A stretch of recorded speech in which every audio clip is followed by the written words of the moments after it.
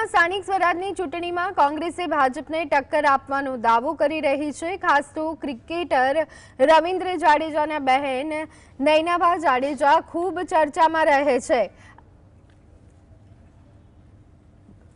તો આ વખતે નયનાબા જાડેજાએ રાજકોટ વોર્ડ નંબર 2 માંથી દાવેદારી નોંધાવી છે। તેમણે કહ્યું છે કે 9 વર્ષથી તે કોંગ્રેસ સાથે છે। તેમના ભાઈના પત્ની એટલે કે રીવાબા જાડેજા ભાજપ સરકારમાં મંત્રી છે।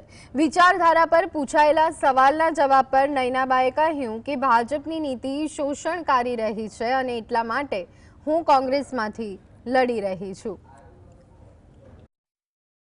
मुझे ऐसा लगता है कि अपने विचारों के ऊपर निर्भर करता है। मेरी विचारधारा है कि कांग्रेसी विचारधारा है और मुझे ऐसा लगता है कि बीजेपी है वो शोषण करने वाली पार्टी है। उससे लोगों का दुख दर्द या उनसे कोई लेना देना नहीं है।